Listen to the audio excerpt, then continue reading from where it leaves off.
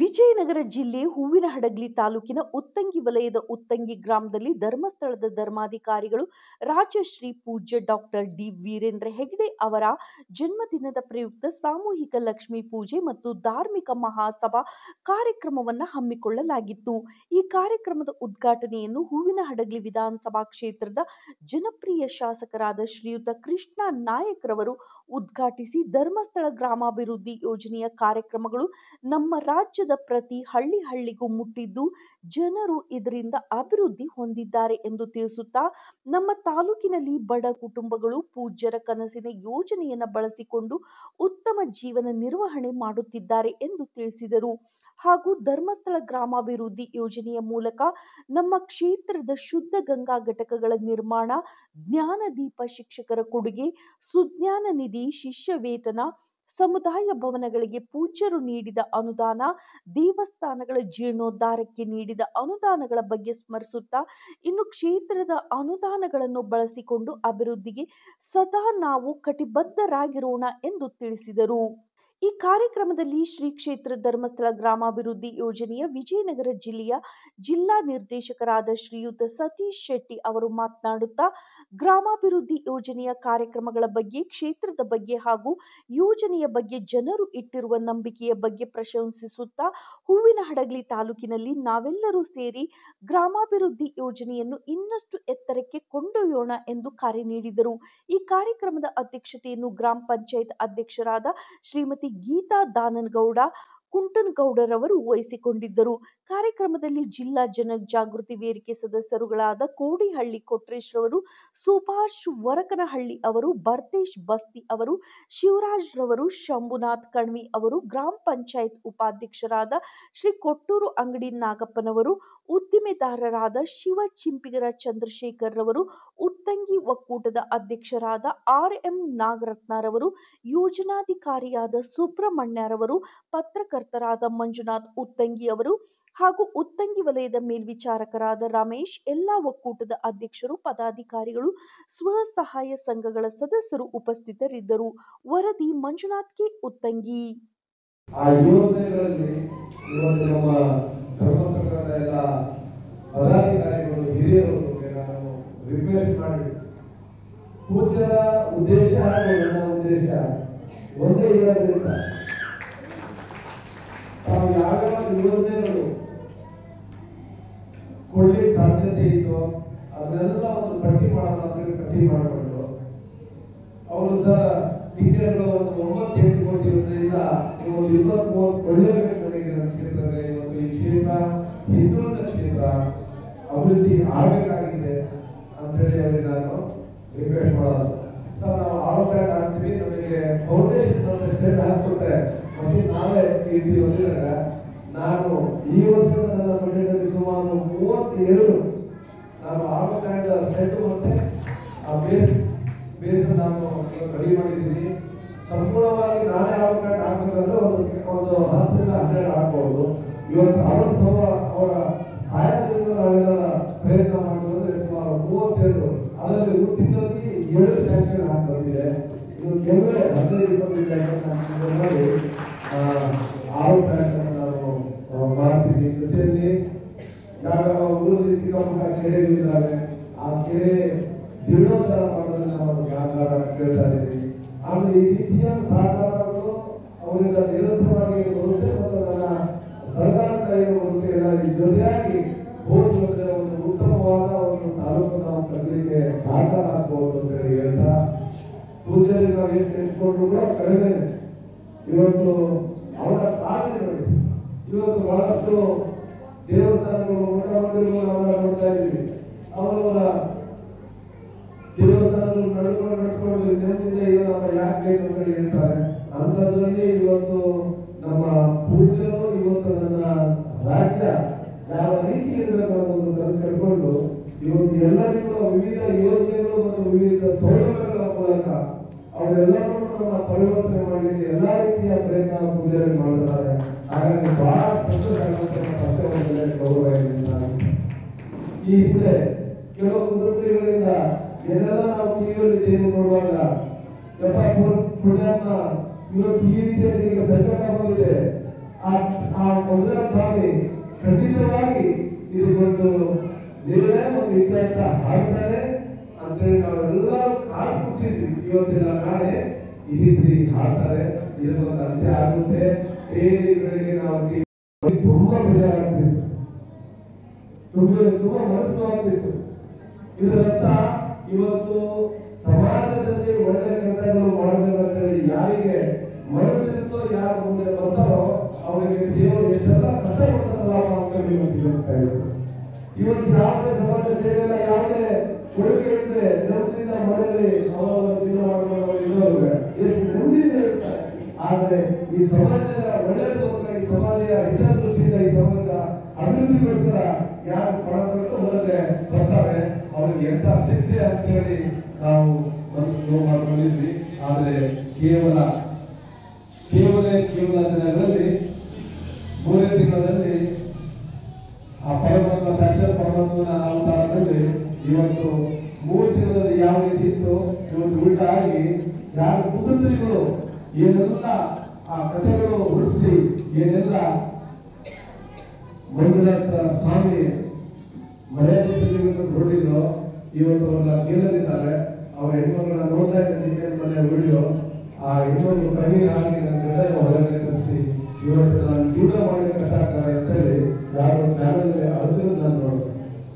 So ಹಾಗಾಗಿ ಜೀವನದಲ್ಲಿ ತಪ್ಪು ದಾರಿಗಳು ಹಿಡಿದಂತಂದ್ರೆ ಆ ದಾರಿ ಯಾವಾಗಲೂ ಯಶಸ್ವಿ ಸಾಧ್ಯ ಇಲ್ಲ. ಒಳ್ಳೆ ದಾರಿಯಲ್ಲಿ ನಮಗೆ ಕಲ್ಲು ಮುಳ್ಳು ಎಲ್ಲ ರೀತಿಯ ಕಷ್ಟ ಇರುತ್ತೆ, ಆದರೆ ಮುಂದೆ ನಮಗೆಲ್ಲರಿಗೆ ಒಳ್ಳೆದಾಗಲಿಂದ ಅಯೋಗ್ಯ ಅನ್ನೋದಕ್ಕೆ ಇದು ಉದಾಹರಣೆ ಅಂತ ಹೇಳ್ಬೋದು. ಹಾಗಾಗಿ ಇವತ್ತು ಅನುದಾನ ಕೊಡುತ್ತೆ ಗ್ಯಾರಂಟಿಗಳ ಮಧ್ಯದಲ್ಲಿ ನನಗೆ ನಾನು ಏನು ಅನ್ಕೋಬೇಕು, ಏನು ಮಾಡಬೇಕು ಅಂತ ಅನ್ಕೊಂಡಿದ್ದೆ ಅವೆಲ್ಲ ಸಮಸ್ಯೆ ಆಗಿದ್ದರಿಂದ ಇವತ್ತು ನಮ್ಮ ಧರ್ಮಸ್ಥಳದಲ್ಲೂ ಕೂಡ ನನ್ನ ಜೊತೆ ಕೈ ಜೋಡಿಸಿರೋದು ಒಂದು ರೀತಿಯ ಸರ್ಕಾರದಲ್ಲಿ ಒಂದು ನೀರು ಕೊಟ್ಟಷ್ಟು ನಮಗೆ ಸಂತೋಷ ಆಗ್ತಾ ಇದೆ. ಹಾಗಾಗಿ ನಿಮ್ಮ ಸಹಕಾರ ಜೊತೆ ಇರಲಿ. ನಾನು ಕೂಡ ಬಹಳಷ್ಟು ಕನಸು ಕಟ್ಕೊಂಡು ಇವತ್ತು ನಮ್ಮ ಗ್ರಾಮಗಳು ಹೇಗಿರಬೇಕು, ನಮ್ಮ ಗ್ರಾಮದ ಶಾಲಾ ಕಾಲೇಜುಗಳು ಹೇಗಿರಬೇಕು, ಗ್ರಾಮದ ರಸ್ತೆ ಚರಂಡಿಗಳು ಹೇಗಿರಬೇಕು ಅಂತ ಕನಸು ಅವೆಲ್ಲರೂ ಹಂತವಾಗಿ ಮಾಡ್ತೀನಿ ಅಂತೇಳಿ ಹೇಳ್ತಾ ನಮ್ಮ ಸಂಘದ ಸಹಕಾರ ಇನ್ನು ಈ ಕ್ಷೇತ್ರದಾಗ ಹೆಚ್ಚಿನ ಮಟ್ಟದಲ್ಲಿ ನಾವು ಇನ್ನೂ ಮುಂದಿನ ದಿನಗಳಲ್ಲಿ ಪೂಜೆ ಜೊತೆ ಪ್ರತ್ಯೇಕವಾಗಿ ಮಾತಾಡ್ತೀವಿ. ನನ್ನ ಈ ತಾಲೂಕು ಮತ್ತು ಕ್ಷೇತ್ರಕ್ಕೆ ಪ್ರತ್ಯೇಕವಾಗಿ ನಾವು ಮಾತಾಡಿದ ಮೇಲೆ ಇದು ಹಿಂದುಳಿದಲ್ಲ, ಈ ಹಿಂದುಳಿದ ಪ್ರದೇಶಗಳಲ್ಲಿ ಒಂದು ಪ್ರದೇಶ. ಹಾಗಾಗಿ ಮುಂದಿನ ದಿನಗಳಲ್ಲಿ ತಮ್ಮ ಯೋಜನೆಗಳು, ತಮ್ಮ ಸೌಲಭ್ಯಗಳು ಅತಿ ಹೆಚ್ಚಿನ ಮಟ್ಟದಲ್ಲಿ ಇಲ್ಲಿ ಬಂದರೆ ನಮಗೆಲ್ಲರಿಗೆ ಆಗುತ್ತೆ ಮತ್ತು ಆ ಪರಮಾತ್ಮ ಮತ್ತೆ ನಮಗೆ ಇನ್ನೊಂದು ಒಳ್ಳೆಯ ರೀತಿಯಿಂದ ಕಾಪಾಡಲಿ ಅಂತ ಹೇಳ್ತಾ ಮತ್ತೊಮ್ಮೆ ಎಲ್ಲ ಕನ್ನಡಿಗೆ ನಾನು ಮತ್ತೆ ವೇದಿಕೆಗಳಲ್ಲಿ ಎಲ್ಲ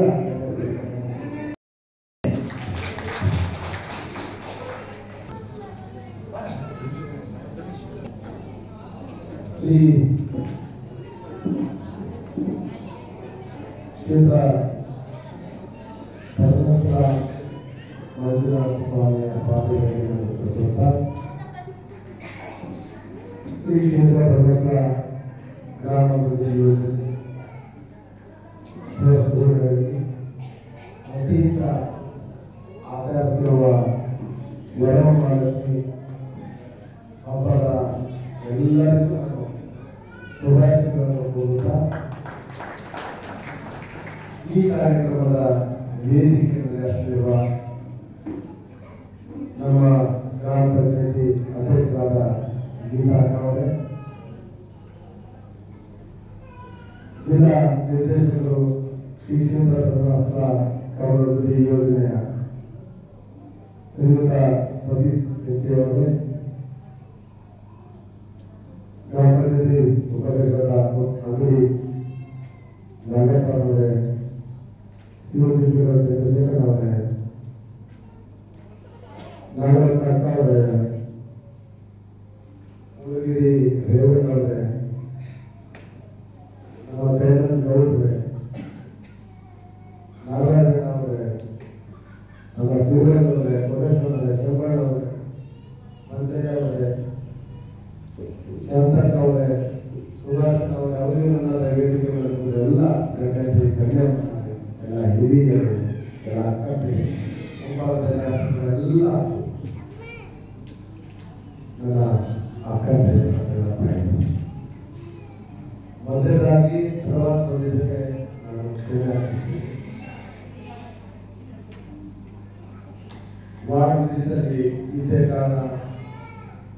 ಸರಿಯಾದ ಸಮಯಕ್ಕೆ ಬರೋಕ್ಕಾಗಲಿಲ್ಲ. ಎರಡನೇದು ನಮ್ಮ ಧರ್ಮಶ್ರೀ ರಘುನಾಥ್ ಧರ್ಮಸ್ಥಳದಲ್ಲಿ ಯಾವ್ಯಾವ ಕಾರ್ಯಕ್ರಮಗಳು ಹಮ್ಮಿಕೊಳ್ತಾರೆ, ನಾನು ಯಾವಾಗಲೂ ಕೂಡ ಕಾರ್ಯಕ್ರಮಗಳನ್ನು ಮಿಸ್ ಮಾಡೋದಕ್ಕೆ ನಾನು ಇಷ್ಟಪಡ್ತೀನಿ. ಕಾರಣ ಅಷ್ಟೇ, ಇವತ್ತು ನಮ್ಮ ಧರ್ಮಸ್ಥಳ ಪೂಜ್ಯ ಆಶೀರ್ವಾದದಿಂದ ಇವತ್ತು ನನ್ನ ಕ್ಷೇತ್ರಕ್ಕೆ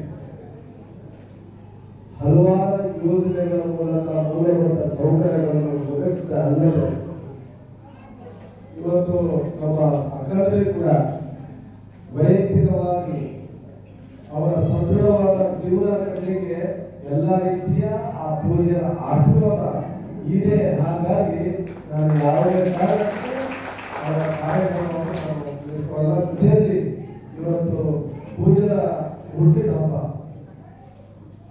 ಹಾಗಾಗಿ ಈ ಹಿಂದೆ ಒಂದು ಕೇಳಿದಾಗ ಕಾರ್ಯಕ್ರಮ ಎಲ್ಲ ಹಾಕಿ ನಾನು ಖಂಡಿತವಾಗಿ ಯಾವುದೇ ಬೇರೆ ಕಾರ್ಯಕ್ರಮಗಳಿಗೂ ಕೂಡ ನಾನು ನಿಮ್ಮ ಕಾರ್ಯಕ್ರಮವನ್ನು ಬಂದೇ ಬರ್ತೀನಿ ಅಂತ ಹೇಳಿ ಹಾಗಾಗಿ ಬಂದೇ ಸಭಾಪತಿ.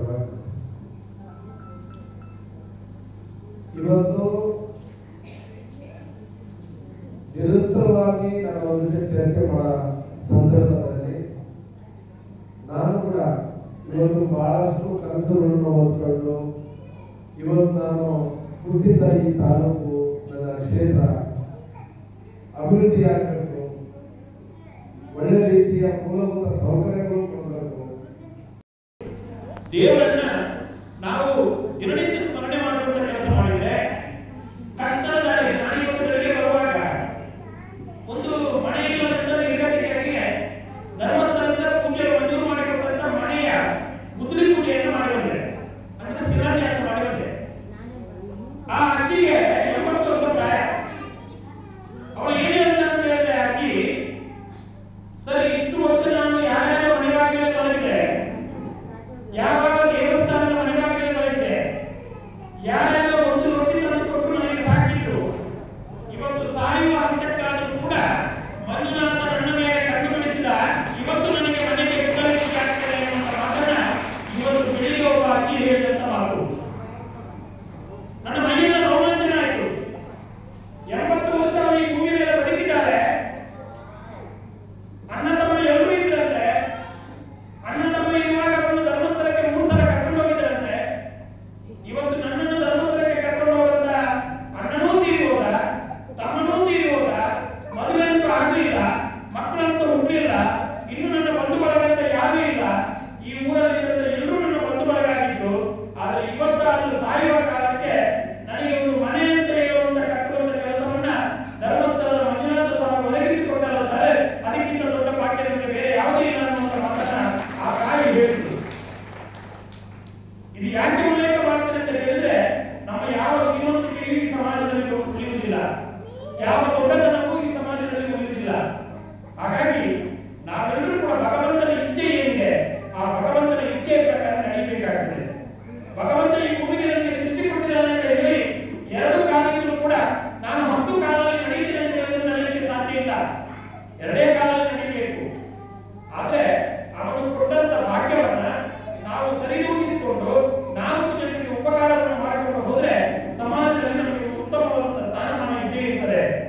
ಇವತ್ತು ಧರ್ಮಸ್ಥಳದ ಧರ್ಮಾಧಿಕಾರಿ ಪರಮ ಪೂಜ್ಯ ವೀರೇಂದ್ರ ಹೆಗ್ಗಡೆ ಅವರು ಯಾಕೆ ದಾನ ಧರ್ಮಗಳನ್ನು ಮಾಡಲಿಕ್ಕೆ ಹೊರಟಿದ್ದಾರೆ ಅಂತ ಕೇಳಿದ್ರೆ, ಅವರ ಪೂರ್ವಿಕರು ಈಗಿರುವಂತ ಧರ್ಮಾಧಿಕಾರಿ ಪೂಜ್ಯ ವೀರೇಂದ್ರ ಹೆಗ್ಗಡೆ ಅವರು 21ನೇ ಧರ್ಮಾಧಿಕಾರಿ.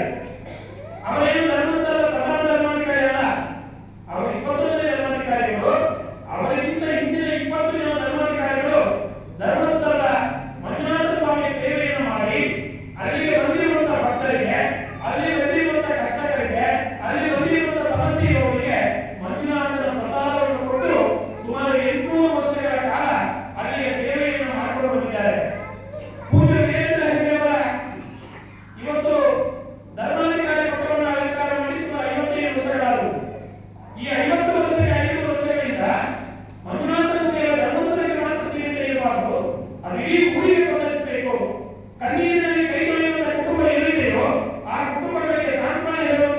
ಮಾಡಬೇಕು ರಾಜೇಶ್ವರಿ ಅವರು, ಮೇಲ್ವಿಚಾರಕರಾದ ರಮೇಶ್ ಅವರು ಮತ್ತೆಲ್ಲ ಕಾರ್ಯಕ್ರಮ ಬಂದಿದ್ದಾರೆ.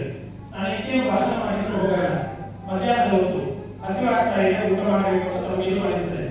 ನಾನು ಬೆಳಿಗ್ಗೆ 7 ಗಂಟೆಗೆ ಹೊರಟಿದ್ದೇನೆ. ಅವರು ಸುಮಾರು 7-8 ಕಾರ್ಯಕ್ರಮಗಳನ್ನು ಮುಗಿಸಿ, ಯಾಕಂದ್ರೆ ನಾವು ಆರೈಕೆ ಇರೋಲ್ಲ. ಆದ್ರೆ ಇವತ್ತಿನ ದಿನ ಸುಮಾರು ಎಲ್ಲ ಕಡೆಗಳಲ್ಲಿ ಕಾರ್ಯಕ್ರಮ ಇಟ್ಕೊಂಡಿದ್ರು. ಹಾಗಾಗಿ ಅಕಡೆ ಮುನ್ನಡೆಯಲ್ಲಿ ಒಂದು ಸುಮಾರು 2,000 ಜನ ಸೇರಿ ಈಶ್ವರ ದೇವಸ್ಥಾನದಲ್ಲಿ ಮೃತ್ಯುಂಜಯ ಹೋಮವನ್ನು ಮಾಡಿದ್ರು. ಒಂದು 5-6 ಜನ ಸ್ವಾಮಿಗಳು, ಊರಿನ ಗಣ್ಯರು, ಒಂದು 2,000 ಆಯುಧರು ಸೇರಿ ಈಶ್ವರ ದೇವಸ್ಥಾನದಲ್ಲಿ ಮೃತ್ಯುಂಜಯ ಹೋಮವನ್ನು ಮಾಡಿದ್ರು. ಅದರ ಜೊತೆಗೆ ಒಂದಷ್ಟು ಅಭಿಮಾನಿಗಳು ನಿರ್ಗತಿಕರಿಗೆ ಮಾಸಾಸನ ಕೊಡುವಂಥದ್ದು, ಅವರಿಗೆ ಗಿಫ್ಟ್ಗಳನ್ನು ಕೊಡುವಂಥ ಕೆಲಸ, ಒಂದಷ್ಟು ದೇವಸ್ಥಾನಗಳ ಸ್ವಚ್ಛತಾ ಕಾರ್ಯಕ್ರಮ, ಈಗ 10 ಹಲವು ಕಾರ್ಯಕ್ರಮಗಳನ್ನ ನಾನು ಎಲ್ಲ ಕಡೆ ಆಗ್ತಾ ಇದೆ. ಎಲ್ಲ ಕಡೆಗೆ ಹೋಗ್ಲಿಕ್ಕೆ ನನಗೆ ದಾಖಲಿಲ್ಲ. ಉಳುವತ್ತಿಯಲ್ಲಿ ಸತ್ಯನಾರಾಯಣ ಪೂಜೆ ಆಗ್ತಾ ಇತ್ತು, ನೀವು ಕಾಯ್ತಾ ಇದ್ರೆ ಲೇಟ್ ಆಗ್ತದೆ ಅಂತ ಹೇಳಿ ಉಳುವತ್ತಿಗೆ ಹೋಗಿದೆ. ನೇರವಾಗಿ ಉತ್ತಂಗಿಗೆ ಬಂದೆ. ಯಾಕೆ ಹೇಳ್ತೀನಿ ಅಂತ ಕೇಳಿದ್ರೆ, ನಮ್ಮೆಲ್ಲರ ಬದುಕು ಈ ಭೂಮಿಯ ಮೇಲೆ ಸಂತೋಷವಾಗಿರ್ಬೇಕಂತ ಭಾವಿಸುವ ವರ್ಗ ಇದ್ರೆ ನಾವು ಮನುಷ್ಯ ಜೀವರಾಶಿಗಳು. ನನಗೆ ನಿನ್ನೆ ಒಂದು ಮಂಜುನಾಥ ತಂಗಿಯವರು ಒಂದು ಪೇಪರ್ ಕಟ್ಟಿಂಗ್ ಅನ್ನು ಹಾಕಿದ್ರು ಕಳೆದ 2 ವರ್ಷದ ಹಿಂದೆ. ಎಷ್ಟು ಜೋಪಾನವಾಗಿ ಇಟ್ಕೊಂಡಿದ್ದಾರೆ ಅಂತ ಹೇಳೋದಕ್ಕೆ ನಾನು ಉದಾಹರಣೆ ಹೇಳಿದೆ. ಅದರಲ್ಲಿ ನಾನು ಒಂದು ವಾಕ್ಯ ಹೇಳಿದೆ, ಈ ಸಮಾಜದಲ್ಲಿ ಒಂದು ಶ್ರೇಷ್ಠ ಜೀವರಾಶಿ ಇದ್ರೆ ಅದು ಮನುಷ್ಯ ಜೀವರಾಶಿ, ಮನುಷ್ಯನೇ ಶ್ರೇಷ್ಠ. ಇಡೀ ಕೋಟ್ಯಾನುಕೋಟಿ ಜೀವರಾಶಿಗಳಲ್ಲಿ ಮನುಷ್ಯನಿಗೆ ಇರುವಂತ ಬೆಲೆ ಬೇರೆ ಯಾವ ಪ್ರಾಣಿ ಪಕ್ಷಿಗೂ ಇರಲಿಕ್ಕೆ ಆಗುದಿಲ್ಲ ಅನ್ನುವಂತ ಮಾತನ್ನು ಹೇಳಿದೆ. ಯಾಕೆ ಅಂತ ಕೇಳಿದ್ರೆ, ಬ್ರಹ್ಮ ಎಲ್ಲ ಜೀವರಾಶಿಗಳನ್ನ ಈ ಭೂಮಿಗೆ ಸೃಷ್ಟಿ ಮಾಡಿಕೊಡುವಾಗ ಮನುಷ್ಯನಿಗೆ ಒಂದು ಒಳ್ಳೆಯ ಜೀವರಾಶಿಯನ್ನು ಕೊಟ್ಟಿದ್ದಾನೆ. ಯಾಕೆ? ಒಳ್ಳೆಯದನ್ನೇ ಕೇಳಬೇಕು, ಒಳ್ಳೆಯದನ್ನು ಕೇಳಬೇಕು ಎಂಬ ಉದ್ದೇಶಕ್ಕೋಸ್ಕರ ಕಿವಿ ಕೊಟ್ಟಿದ್ದಾನೆ, ಒಳ್ಳೆಯದನ್ನು ಮಾತಾಡಬೇಕು ಅಂತ ಹೇಳುವ ಉದ್ದೇಶಕ್ಕೋಸ್ಕರ ನಾಲಿಗೆ ಕೊಟ್ಟಿದ್ದಾನೆ, ಬಾಯಿ ಕೊಟ್ಟಿದ್ದಾನೆ, ಒಳ್ಳೆಯ ದಾರಿಯಲ್ಲಿ ನಡೀಬೇಕು ಅಂತ ಹೇಳಿ ಕಾಲು ಕೊಟ್ಟಿದ್ದಾನೆ, ಒಳ್ಳೆಯ ಕೆಲಸಗಳನ್ನು ಮಾಡಬೇಕು, ಒಳ್ಳೆಯ ದಾನ ಧರ್ಮಗಳನ್ನು ಮಾಡಬೇಕು ಅಂತ ಹೇಳಿ ಒಳ್ಳೆಯ ಕೈಗಳನ್ನು ಕೊಟ್ಟಿದ್ದಾನೆ, ಒಳ್ಳೆಯದನ್ನು ಗ್ರಹಿಸಬೇಕು, ಒಳ್ಳೆಯ ವಿಚಾರಗಳನ್ನು ಮಾಡಬೇಕು, ಒಳ್ಳೆಯ ವಿಚಾರವನ್ನು ಹೇಳಬೇಕು ಅಂತ ಹೇಳಿ ಒಳ್ಳೆಯ ಮೆದುಳುಗಳನ್ನು ಭಗವಂತ ಕೊಟ್ಟಿದ್ದಾನೆ. ಎಲ್ಲವನ್ನೂ ಕೊಟ್ಟಿದ್ದಂತ ಹೇಳುವಂತ ಒಂದು ಉದ್ದೇಶವೇ ಆ ಸಮಾಜದಲ್ಲಿ ಒಳ್ಳೆಯ ಬದುಕನ್ನು ನಾವು ಮಾಡಬೇಕು ಅಂತ ಹೇಳಿ. ಮಾನವ ಒಳ್ಳೆಯ ಬದುಕು ಮಾಡಬೇಕು ಅಂತ ಹೇಳಿದ್ರೆ ನನಗೆ ವಾಟದಲ್ಲಿ ತುಂಬಾ ಹಣ ಇರಬೇಕು ಅಥವಾ ಬೇಕಾದಷ್ಟು ಬಂಗಾರ ಇರಬೇಕು, ಒಂದಷ್ಟು ಜಮೀನನ್ನು ಮಾಡಿ ನಾನು ಯಾರನ್ನು ಹೊಡೆದಾಗಿ ಇರಬೇಕು ಎಂಬ ಉದ್ದೇಶವು ಮನುಷ್ಯ ಜೀವನ ಅಲ್ಲ. 1 ರೂಪಾಯಿ ಇಲ್ಲದಿದ್ರೂ ಕೂಡ 4 ಜನರಿಗೆ ಉಪಕಾರ ಮಾಡುವಂತ ಮನಸ್ಸು, 4 ಜನರ ಪ್ರೀತಿಯಿಂದ ಮಾತಾಡುವಂತ ಒಂದು ವ್ಯವಸ್ಥೆ, 4 ಜನರೊಟ್ಟಿಗೆ ಸುಖ ಸಂತೋಷವಾಗಿ ಬದುಕುವುದೇ ಇವತ್ತು ಮನುಷ್ಯ ಜೀವರಾಶಿಯ ಶ್ರೇಷ್ಠತೆಯನ್ನು ಅನಿಸ್ತದೆ. ಇವತ್ತು ನಿಮ್ಮೂರಿನಲ್ಲಿ ಕೂಡ ಅವರ ಒಂದು ಆರೋಗ್ಯದ ಶ್ರೇಷ್ಠನ ಬಯಸಿ ಅವರ ಉನ್ನತ ಜೀವನದ ಶ್ರೇಷ್ಠನ ಪೂಜೆ ಮಾಡಿದರೆ ನಾವೆಲ್ಲ ನಮ್ಮ ಜನರಿಗೆ ಪರವಾಗಿ ಮಹಿಳಾ ಸಂಘದ ಪರವಾಗಿ ನಮಗೆ ಧನ್ಯವಾದ ಅರ್ಪಿಸುತ್ತೇನೆ. ಅದೇ ರೀತಿಯಾಗಿ ಇವತ್ತು ಕಾರ್ಯಕ್ರಮದ ವೇದಿಕೆಯಲ್ಲಿರುವಂತಹ ಎಲ್ಲ ಗಣ್ಯರಿಗೆ ಈಗಾಗಲೇ ತುಂಬ ಸಮಯ ಆಗಿದೆ. ಈ ಸಂಘದ ಬಗ್ಗೆ ನಮಗೆ ಹೆಚ್ಚಿನ ಅವಶ್ಯಕತೆ ಆಗಲಿಲ್ಲ. ಯಾಕಂದ್ರೆ ನೀವು ಕೂಡ ಪೂಜ್ಯರ ಒಂದು ಕುಟುಂಬದ ಭಾಗವಾಗಿ, ಪೂಜ್ಯರು ಕೂಡ ತಮ್ಮ ಕುಟುಂಬದ ಒಂದು ಭಾಗವಾಗಿ ಒಬ್ಬ ಕುಟುಂಬದ ತಂದೆಯ ಜವಾಬ್ದಾರಿಯನ್ನು ಮಾನ್ಯ ವೀರೇಂದ್ರ ನಿರ್ವಹಿಸ್ತಾ ಇದ್ದಾರೆ. ನಮ್ಮ ಕುಟುಂಬದ ಮಕ್ಕಳ ವಿದ್ಯಾಭ್ಯಾಸಕ್ಕಾಗಿ, ನಮ್ಮ ಕುಟುಂಬದ ಮಕ್ಕಳ ಆರೋಗ್ಯಕ್ಕಾಗಿ, ನಮ್ಮ ಜೀವನ ಹಾನಿಗಾಗಿ, ಮನೆಯ ವ್ಯವಸ್ಥೆಗಾಗಿ ಪ್ರತಿಯೊಂದು ದಿನನಿತ್ಯದ ನಮ್ಮ ಜೀವನದ ಭಾಗವಾಗಿ ವೀರೇಂದ್ರಗಳನ್ನು ಜೊತೆಗಿದ್ದಾರೆ ಅಂತೇಳಿ ನಾವು ಭಾವಿಸಬೇಕಾಗಿದೆ. ಈಗ ಇದೇನೋ 2 ದಿನಗಳಿಂದ ಭೂಕಂಪಗಳು ನಡೀತಾ ಇದ್ದಾವೆ ಅಂತ ಯಾವ ಭೂಕಂಪಗಳಿಗೆ ತಾವೆಲ್ಲ ಕಿವಿಗೊಡದೆ ಇವರು 100% ನಾವು ವಿಜಯ ಕೊಟ್ಟಿದ್ದೀರ ಅಂತೇಳಿ ನಮ್ಗೆ ತುಂಬಾ ಖುಷಿ ಆಗ್ತದೆ. ಇದೇ ರೀತಿ ಮುಂದೆ ಕೂಡ ತಾವು ಕೂಡ ಇದು ಬೇರೆ ಯಾವುದೋ ಒಂದು ಅನ್ಯಾಯ ಬುದ್ಧಿಗಳು ಬಂದು ಇಲ್ಲ ಸಲ್ಲದನ್ನ ಹೇಳಿ ಒಂದು ಕೆಟ್ಟ ಅಭಿಪ್ರಾಯನ ಗುರುತಿಗೆ ಬಂದಾಗ ನಾವೇ ಸರಿಯಾದ ಉತ್ತರ ಕೊಟ್ಟು ಇದು ನನ್ನ ಕುಟುಂಬ, ಈ ಸಂಘ, ಈ ಕುಟುಂಬದಿಂದ ನನ್ನ ಜೀವನ ನಡೀತಾ ಇದೆ, ಪೂಜ್ಯರು ನನ್ನ ತಂದೆ ಸಮಾನರು, ಅವ್ರು ನಾನು ಯಾವುದೇ ಕಾರಣಕ್ಕೆ ಅನ್ಯಾಯ ಮಾಡಲ್ಲ ಅಂತ ಹೇಳಿ ತಾವು ಉತ್ತರ ಮಾಡಿಕೊಂಡು ಜೊತೆ ಈ ಸಮಾಜ ಜೊತೆಗೆ ಇರ್ಬೇಕಂತ ಹೇಳಿ ತಮ್ಮಲ್ಲಿ ಮನವಿ ಮಾಡಿ ನಾನು ಮಾತಾಡ್ತೇನೆ.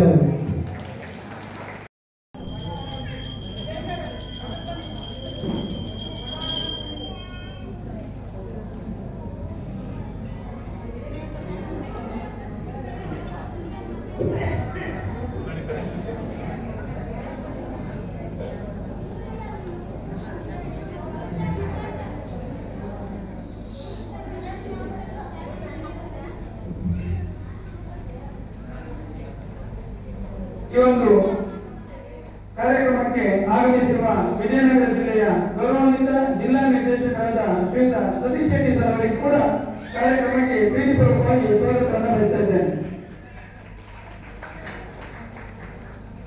ಗ್ರಾಮ ಪಂಚಾಯತ್ ಉಪಾಧ್ಯಕ್ಷರಾದ ಶ್ರೀಯುತ ನಾಗರಾಜ್ ಸರ್ ಅವರು ಜಿಲ್ಲಾ ನಿರ್ದೇಶಕರನ್ನು ಗೌರವಿಸಬೇಕಾಗಿ ಕೇಳ್ಕೊಳ್ತಾ ಇದ್ದೇನೆ.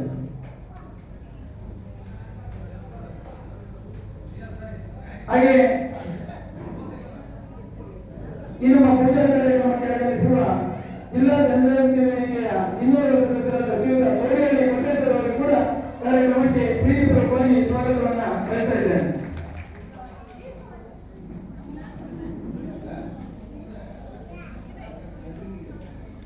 ಕೋಡಿಹಳ್ಳಿ ಕೊಟ್ಟೇಶ್ವರ ಅವರಿಗೆ ಕೂಡ ವೇದಿಕೆ ಮೇಲಿರುವ ಗಣ್ಯರು ಗೌರವಿಸಬೇಕಾಗಿ ಕೇಳಿಕೊಳ್ತಾ ಇದ್ದೇನೆ.